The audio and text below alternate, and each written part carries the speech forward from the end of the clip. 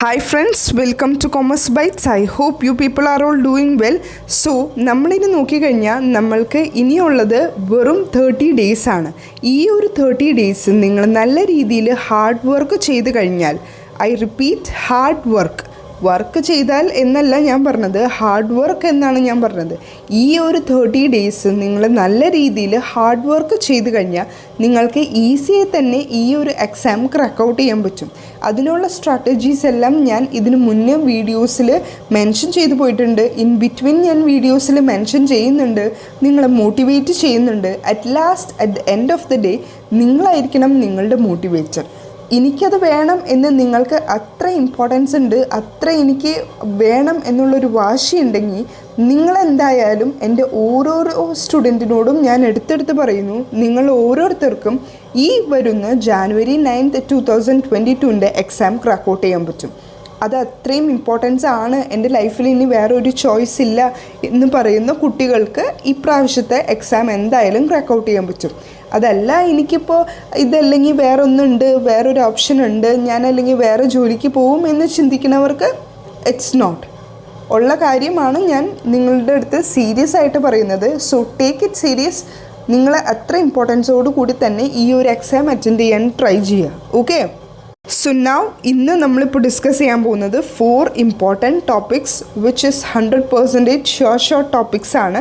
ഇതിൽ 4 ടോപ്പിക്കും എൻ്റെ സ്റ്റുഡൻസിന് കുറേ കുട്ടികൾ മെസ്സേജ് അയച്ചതാണ്, മാഡം ഞങ്ങൾക്കിത് കൺഫ്യൂഷനാണ്, ഞങ്ങൾക്കിത് ഇഷ്ടമല്ല, ഈ ഒരു ടോപ്പിക് ഞങ്ങൾക്കത് അത്ര താല്പര്യമല്ല, ഇൻട്രസ്റ്റ് അല്ല എന്ന് പറഞ്ഞ 4 ടോപ്പിക്കാണ് നമ്മൾ ഈ ഒരു സീരീസിൽ ഈ ഒരു വീഡിയോയിൽ ഇൻക്ലൂഡ് ചെയ്തിട്ടുള്ളത്. സോ നമ്മളെപ്പോഴും ചെയ്യുന്ന പോലെ കമ്പയർ ചെയ്താണ് നമ്മൾ പഠിക്കുന്നത്, വിച്ച് വിൽ ബി ഈസി.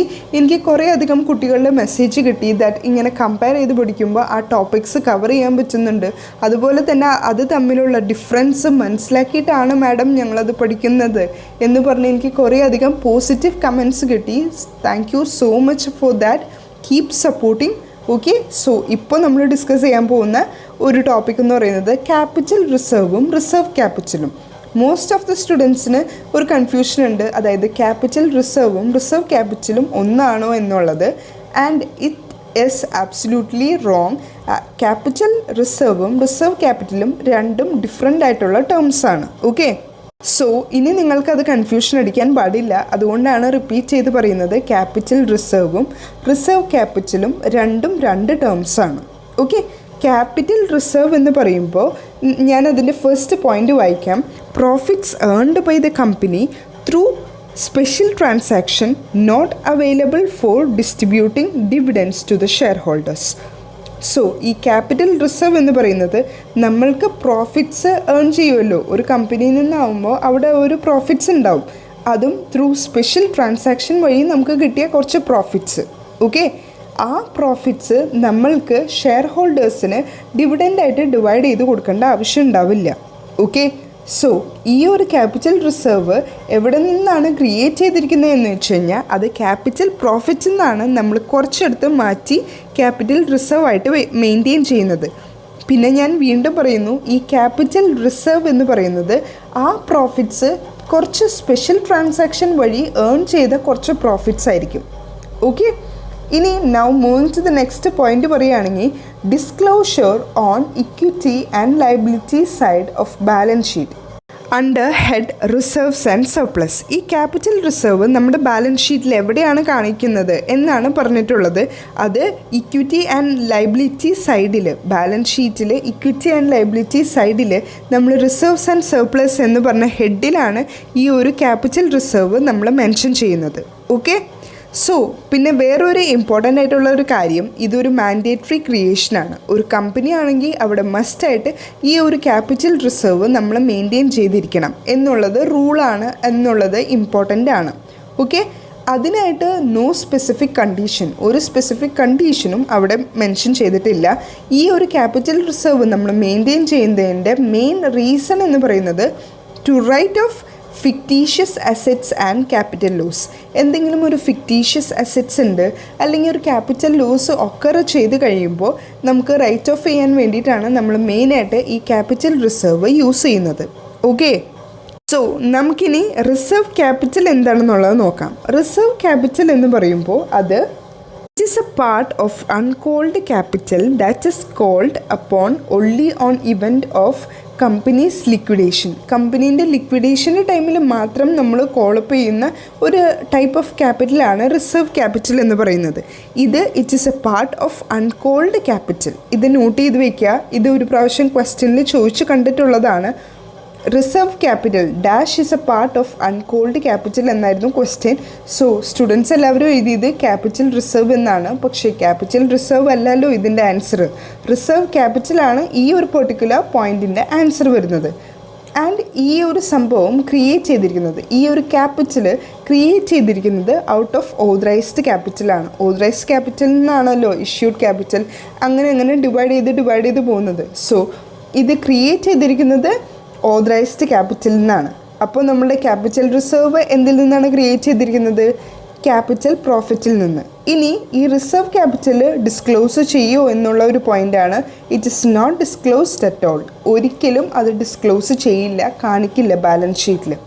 ഇനി നമ്മളുടെ ക്യാപിറ്റൽ റിസർവ് മാൻഡേറ്ററി ക്രിയേഷൻ ആയിരുന്നു, പക്ഷേ വോളണ്ടറി ക്രിയേഷനാണ് റിസർവ് ക്യാപിറ്റൽ. ഓക്കെ, ഇനി ക്യാപിറ്റൽ റിസർവിൽ നമുക്ക് ഒരു സ്പെസിഫിക് കണ്ടീഷനും ഉണ്ടായിരുന്നില്ല. പക്ഷേ ഈ reserve capital special resolution passed by AGM. Okay, ഇനി ലാസ്റ്റ് പോയിന്റിൽ നമ്മൾ മെൻഷൻ ചെയ്തിരുന്നു ക്യാപിറ്റൽ റിസർവിൽ to write off the fictitious അസറ്റ്സും അതുപോലെ തന്നെ ക്യാപിറ്റൽ ലോസ് റൈറ്റ് ഓഫ് ചെയ്യാൻ വേണ്ടിയിട്ടാണ് എന്നുള്ളത്. റിസർവ് ക്യാപിറ്റലാണെങ്കിൽ only when the company is about to wind off ചെയ്യുന്ന ടൈമിലോ ലിക്വിഡേഷൻ്റെ ടൈമിലൊക്കെയാണ് ഈ റിസർവ് ക്യാപിറ്റൽ പൊങ്ങി വരുന്നത്. ഈ ക്യാപിറ്റൽ റിസർവ് എന്ന് പറയുന്നത് നമുക്ക് എപ്പോൾ പ്രോഫിറ്റ് കിട്ടിയോ, അതും സ്പെഷ്യൽ ട്രാൻസാക്ഷനിലൂടെ നമുക്ക് കിട്ടിയ പ്രോഫിറ്റ് ആണെങ്കിൽ അത് ക്യാപിറ്റൽ റിസർവ് ആയിട്ടാണ് നമ്മൾ മാറ്റിവെക്കുന്നത്. അതിന് നമുക്ക് ഷെയർ ഹോൾഡേഴ്സിന് ഡിവൈഡ് ചെയ്ത് കൊടുക്കേണ്ട ആവശ്യമില്ല. ആസ് ഡിവിഡൻഡായിട്ട് ഡിസ്ട്രിബ്യൂട്ട് ചെയ്ത് കൊടുക്കേണ്ട ആവശ്യമില്ല. Okay, now moving to the next session, that is forfeiture of shares and surrender of shares.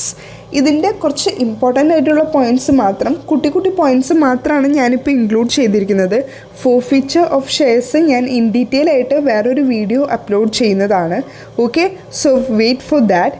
ഇപ്പോൾ നമുക്കൊന്ന് നോക്കാം ഫോർഫീച്ചർ ഓഫ് ഷെയർസും സറണ്ടർ ഓഫ് ഷെയർസും. ഇതിന് ഞാൻ നിങ്ങൾക്ക് ഓർക്കാൻ വേണ്ടിയിട്ട് ഒരു ഹിൻറ്റ് പറഞ്ഞു തരാം. അതായത് ഫോർഫീച്ചർ ഓഫ് ഷെയർസിൻ്റെ സൈഡിലായിട്ട് സ്ട്രിക്റ്റ് എന്ന് എഴുതിയിട്ടുള്ളൂ. അതുപോലെ തന്നെ സറണ്ടർ ഓഫ് ഷെയർസിൻ്റെ സൈഡിലായിട്ട് ലീനിയൻ്റ് എന്ന് എഴുതിയിട്ടുള്ളൂ. സ്ട്രിക്റ്റ് എന്ന് പറയുന്നത് ഫോർഫീച്ചർ ഓഫ് ഷെയർസ് വളരെയധികം സ്ട്രിക്റ്റ് ആയിട്ട് കുറച്ച് റൂൾസ് ആൻഡ് റെഗുലേഷൻസ് കറക്റ്റായിട്ട് തന്നെ ഫോളോ ചെയ്യേണ്ട ഒരു ടൈപ്പ് ഓഫ് ഷെയർസാണ് ഫോർഫീച്ചർ ഓഫ് ഷെയർസ്. പക്ഷേ സറണ്ടർ ഓഫ് ഷെയർസ് ഒരു ലീനിയൻ ടൈപ്പാണ്. അത് നിങ്ങൾക്ക് എന്തുകൊണ്ടാണ് ഞാൻ ഇങ്ങനെ രണ്ട് പോയിൻ്റായിട്ട് തന്നിരിക്കുന്നത് എന്നുള്ളത് പോയിൻറ്റ്സ് വായിക്കുമ്പോൾ നിങ്ങൾക്ക് മനസ്സിലായിക്കോളും. So let's jump in to the points. First point, no return given. ഒരു റിട്ടേൺസും കൊടുക്കില്ല. അവിടെ വളരെ സ്ട്രിക്റ്റ് ആയിട്ട് ഒരു റിട്ടേൺ പോലും കൊടുക്കില്ല. പക്ഷേ സറണ്ടർ ഓഫ് ഷെയർസിൽ എങ്ങനെയാണ്? Some returns is given. So അവിടെ ഒരു ലീനിയൻസി കാണിച്ചു കണ്ടോ, ഒരു അയവ്. അണ്ടർസ്റ്റുഡ്? സോ ഫോർഫീച്ചർ ഓഫ് ഷെയർസിൽ no return given, but surrender of ഷെയർസിൽ സം റിട്ടേൺ ഇസ് ഗിവൻ. ഇനി ഫോർഫീച്ചർ ഓഫ് ഷെയർസിൽ rules mentioned in table A. ഞാൻ പറഞ്ഞല്ലോ അത് വളരെയധികം സ്ട്രിക്റ്റ് ആണ് എന്നുള്ളത്. സ്ട്രിക്റ്റ് ആവാനുള്ള റീസൺ എന്താണ്? റൂൾസ് മെൻഷൻ ചെയ്തിട്ടുണ്ട് എന്നുള്ളത്. Rules mention in table A. ഇനി സറണ്ടർ ഓഫ് ഷെയർസിലോ അവിടെ റൂൾസ് ഇല്ല. ഇനി next point and the final point of forfeiture of ഷെയർസിൽ പറയുന്നത് it is return information given by the company has the right to forfeit the share. ഒരു return informations company കൊടുത്തിട്ടുണ്ടാവും. Okay, the company has the right to forfeit the share.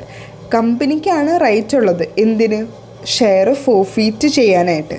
പക്ഷേ on the other hand surrender of shares ആണെങ്കിലോ, surrender depends upon will of the share ഹോൾഡറിന് അതിന് താല്പര്യമുണ്ടോ, അതിന് interest ഉണ്ടോ എന്നുള്ളത് നോക്കിയിട്ട് അവരുടെ സമ്മതപ്രകാരം മാത്രമാണ് സറണ്ടർ ചെയ്യുന്നത്.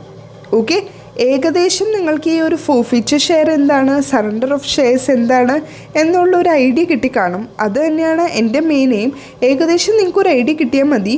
മേ ബി ക്വസ്റ്റ്യൻ ചോദിക്കാൻ ചാൻസ് ഉള്ളത് ചിലപ്പോൾ ഫോർഫീച്ചർ ഓഫ് ഷെയർസ് ചോദിക്കാൻ ചാൻസ് ഉണ്ട്. അതുകൊണ്ടാണ് ഞാൻ ഈ രണ്ട് ടോപ്പിക്ക് എടുത്ത് കമ്പയർ ചെയ്ത് പറഞ്ഞു തന്നത്. ആർക്കും കൺഫ്യൂസ്ഡ് ആയി പോകരുത് ഫോർഫീച്ചർ ഓഫ് ഷെയർസും സറണ്ടർ ഓഫ് ഷെയർസും. ഫോർഫീച്ചർ ഓഫ് ഷെയർസിൽ അവിടെ സ്ട്രിക്ട്നെസ് കൂടുതലാണ്, സറണ്ടർ ഓഫ് ഷെയർസ് അവിടെ ഒരു ലീനിയൻ ടൈപ്പാണ്. ഓക്കെ, ഫോർഫീച്ചർ ഓഫ് ഷെയർസിൽ റൂൾസ് ഉണ്ട്, റിട്ടേൺ ഇൻഫോർമേഷൻസ് ഉണ്ട്, കമ്പനിക്ക് അതിൻ്റേതായ പവർ ഉണ്ട് എന്നെല്ലാം മെൻഷൻ ചെയ്യുന്നുണ്ട്. പക്ഷേ സറണ്ടർ ഓഫ് ഷെയർസിൽ അങ്ങനെയൊന്നുമില്ല, റൂൾസ് ഇല്ല, ഇൻഫോർമേഷൻസ് ഇല്ല. പിന്നെ ഇപ്പോൾ അവർ സറണ്ടർ ചെയ്യുന്നുണ്ടെങ്കിൽ തന്നെ ഷെയർ ഹോൾഡേഴ്സിൻ്റെ വില്ല് അനുസരിച്ചായിരിക്കും അവർ സറണ്ടർ ചെയ്യുന്നത്. Okay, so with this note I am concluding right now. Let's see in the next video. Till then, work hard and study well. That's it for now. Thank you.